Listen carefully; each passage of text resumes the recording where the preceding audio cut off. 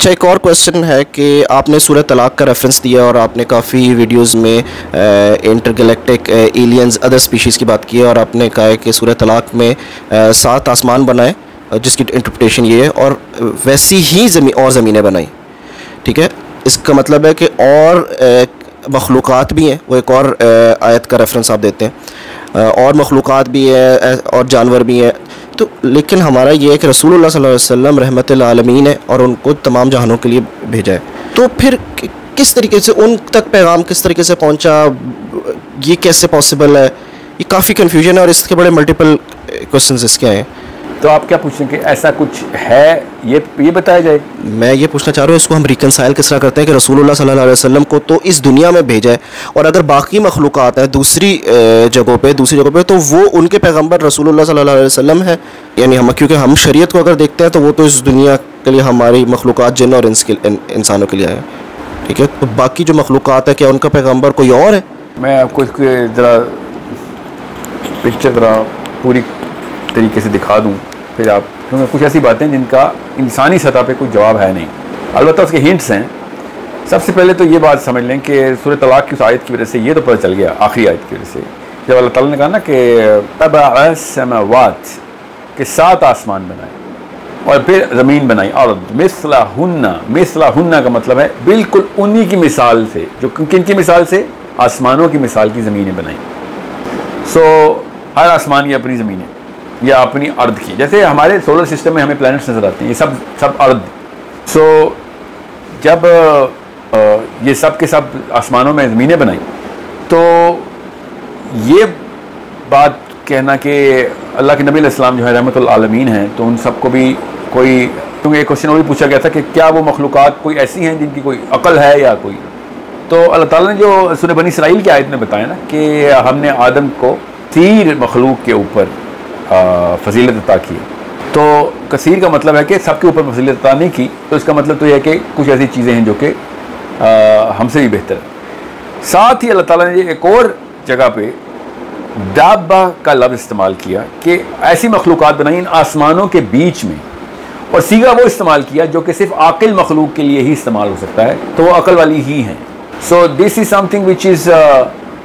अगर इन सब को इकट्ठा करके लेंगे तो आपको पता चल जाता है कि हर आसमान के अंदर मखलूक़ात हैं, कुछ हमसे बेहतर भी हैं, ज़्यादातर से हम बेहतर हैं, सोचती हैं, बिल्कुल सोच सकती हैं, कुछ ऐसी हैं जो सोच भी सकती हैं, उनके बिलीफ्स हैं, उनकी कोई पूरी की पूरी एक लाइफ है जो कि सही गलत के बीच में उनको इंतखाब करना है, और हमसे बेहतर कर रही हैं, वो कुछ नहीं भी कर रही, ज़्यादातर नहीं कर रही। सो ये तो कंप्लीट पिक्चर नज़र आ रही है कुरान पाक की इन सारी आयात को देख के। आप जहाँ सवाल के अल्लाह के नबी अलैहिस्सलाम जो हैं वो रहमतुल आलमीन, तो इन तमाम आलमीन के ऊपर जो है वो नबी अलैहिस्सलाम की बौसत हुई। So there is no way to know that unless of course Abdullah bin Abbas की एक हदीस मैं यहाँ पे कोट कर दूँ कि जब सूरह तलाक की आयत की तफसीर सहाबा ने पूछी, सहाबा ने, तो अब्दुल्लाह बिन अब्बास ने कहा कि अगर मैं तुम्हें तफसीर बताई ना तो तुम काफिर ही हो जाओगे। इतनी एक्स्ट्रॉर्डनरी बात है ये कि तुम्हारा शायद जहन इसको काबू में ना ला सके और वो तुम समझो कि ये तो बात मैं मानता ही नहीं, और नहीं मानता तो कुफर हो जाएगा। फिर अब्दुल्लाह बिन अब्बास की हदीस है इसी के ऊपर कि जितनी भी ज़मीनें हैं फिर उतने ही मोहम्मद उतने ही आदम, ये ऐसे ही समझ लो कि this is where these prophets are keep on giving the message. अब वो कैसे हो रहा है वो किसी और वीडियो में हम करेंगे, क्योंकि वो साइंस का पूरा सेक्शन है, इससे एक एंगल पता चल जाता है कि ये सारा का सारा मामला किस तरीके से हो रहा है। क्योंकि एक बात तो सूरह अंबिया की वजह से हमें मिल गई कि अल्लाह ताला ने कहा कि मैं इस ज़मीन के आसमान को, तो हमारी जो ज़मीन है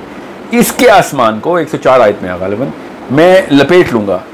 इसका मतलब बाकी के आसमानों के ऊपर क्या पता, वल्लाहु आलम, क्या पता वो क़यामत का और वाला प्रोसेस हो ही ना। तो बाकी के आसमानों की ज़मीन के ऊपर अगर क़यामत नहीं आनी, एस्यूम करते हैं एक सिनेरियो ऐसा, तो फिर वहाँ पे कोई और ही मामलात हैं। क्या ज़रूरत है अंबिया की कि नहीं, अगर है तो फिर किस बात की ज़रूरत है, अगर नहीं है तो क्यों ज़रूरत नहीं है, ये वाले जवाब जो है ना ये अल्लाह और उसका रसूल दे सकते हैं। क्योंकि हमें जो है ना इस दुनिया के अंदर अपने मामलात और अपना दीन जो है ना वो इस वक्त पूरा करना है। मगर समझ के लिए ये बात को आपको नक्शा तस्वीर पूरी होनी चाहिए आपके पास, और इस तस्वीर के अंदर जब मेराज की हदीस आती है तो वहाँ से एक हिंट ज़रूर मिल जाता है कि हर आसमान पे अलग अलग अंबिया पाए गए। अब उन आसमानों पे तो क़यामत नहीं आनी, तो वहाँ पे अंबिया क्या कर रहे हैं। सो वहाँ से अब्दुल्लाह बिन अब्बास की वो हदीस जो है ना वो बार बार एक रोशनी दिखाती है कि वहाँ पे भी प्रोसेस कुछ चल रहे हैं जिनके लिए अंबिया की शायद ज़रूरत पड़ती हो। So I quite frankly this is, अब मैं साइंटिफिक पर्सपेक्टिव आकर आपको दूं और फिर बताऊं कि दुनिया के अंदर ऐसी बिलीफ कहाँ से आ गई जो कि दुनिया में पुराने मज़ाहिब के अंदर पाई जाती हैं कि जो सातों आसमान के अंदर अलग अलग सिस्टम को कैसे देखते हैं। Will do a complete session on that, because एक नहीं है, बहुत सारे ऐसे डॉक्ट्रिन्स हैं हमारे पास अब जिससे क्लियरली नज़र आ रहा था कि ये सात आसमान का कॉन्सेप्ट सिर्फ इस्लाम से नहीं आया। ये बाकी के अंबिया जो पहले आते रहे वो भी अपनी अपनी कौमों को देते रहे, इन्होंने भी अपने अंबिया को बिगाड़ के खुदा बना लिया और फिर उसकी जो डॉक्ट्रिन की म्यूटेशन करते करते पता नहीं क्या से क्या बना दिया, मगर बेसिस बड़ी कॉमन है। साउथ अमेरिकन सिविलाइजेशन के अंदर भी, इंडियन सिविलाइजेशन के अंदर भी, ग्रीक के अंदर भी, ग्रीक तो बहुत एक्सटेंसिव डिटेल में जाते हैं इसके, और मेसोपोटामियम के अंदर भी, कि ये सारी की सारी जो सिविलाइजेशन है इनके जो उलूम थे उनके अंदर कॉमन चीज़ें क्यों इतनी आ रही हैं, इनका तो कोई लिंक नहीं था आपस में। तो ये सारा कुछ अगर हम इस्लाम के स्टेंसिल के ऊपर से गुजारें और जो कुछ बच जाए तो उसको सही माने, तो पता चल जाता है कि इनके पास भी कोई ना कोई ऐसे अंबिया आए हैं और वो उनको तालीमात देते रहे हैं, जिससे पता चलता है कि बाकी के आसमानों के अंदर भी अंबिया की प्रेजेंस जो है वो पॉसिबल है और वहाँ पे ये काम चल सकता है। क्योंकि कुरान पाक ने खुद बता दिया कि ऐसी मखलूक़ात हैं जो कि आकिल हैं। तो as a Muslim we know कि कायनात के जो ये तमाम तर मामला ख़त्म होने के बाद जब अल्लाह ताला के नबी अलैहिस्सलाम को टॉप पेडेस्टल अल्लाह ताला ने देना है मकाम महमूद का, तो बाकी की जितनी भी मखलूक़ात हैं वो आकिल हो या ना हो, सब की सब नीचे हैं। तो इसका मतलब है कि अल्लाह ताला के नबी अलैहिस्सलाम जो हैं उनकी जो मैट्रिक्स है वो हमें क्लियर है। अब उनका काम है कि नहीं वहाँ पे जाके पैगम्बर का जो काम दुनिया में हिदायत का होता है वहाँ की दुनिया में भी हिदायत हो रही है ज़मीनों में, वी डोंट नो दैट। क्योंकि हज़रत मूसा से पहले जो कौम या अल्लाह के नबी अलैहिस्सलाम से पहले जो कौमें जो इंसान फौत हो गए उनका टेस्ट अल्लाह के नबी अलैहिस्सलाम की बौसत के ऊपर तो नहीं है, उनका तो अपना टेस्ट है। तो क्या वो हमसे बेहतर या कमतर हो गए? बिल्कुल भी नहीं। वो तो अपने अपने मैट्रिक्स के ऊपर टेस्ट किए जाएंगे कि वो खुद अपने जितनी भी तालीम उनको दी गई उसके ऊपर वो कितना पूरा उतरे। तो बाकी की ज़मीनों के अंदर भी हम इसी तरीके से सब जगहों को इकट्ठा करके प्रॉफेट सल्लम की जो है ना वो प्लेसमेंट देख सकते हैं कि बाकी की कोई भी ऐसी मखलूक नहीं जितनी मर्जी आकिल हो कि उनमें से एक बंदा इस लेवल तक अचीव कर ले अल्लाह की कुर्बत को, अपने मिशन की कंप्लीशन को, और कायनात के ऊपर इतना बड़ा इम्पैक्ट आया हो। सो जैसे हम लिखते हैं ना, मेरा एक प्रोफेसर थे वो मुझे बताते थे, अरब के थे, तो कह रहे थे यार अगर हम हिस्ट्री के ना पिछले 10,000 की हिस्ट्री के मोस्ट सक्सेसफुल इन्फ्लुएंशियल मैन देखें जिन्होंने दुनिया के लिए बहुत काम किया, तो हम क्यों नहीं ये भी देख सकते कि कायनात के मोस्ट इन्फ्लुएंशियल जो मखलूक हैं और क्रिएशन ऑफ अल्लाह है वो क्या है। तो अगर हम वो वाली किताब लिखें जिसमें कायनात के तमाम तर जी अकल लोगों की लिस्ट आई, उसके अंदर सबसे ऊपर अल्लाह के नबी अलैहिस्सलाम का ही नाम होगा। सो दिस इज़ वेयर रहमतुल लिल आलमीन का एक बड़ा अच्छा एंगल भी मिल जाता है उधर से कि इस लेवल तक भी कोई जा सकता है। और चूँकि जी अकल लोग हैं वहाँ पे अंबिया तो हैं, तो एक नबी को तो सारी की सारी बिहाइंड द कैमरा बातें पता चल जाती हैं। तो वो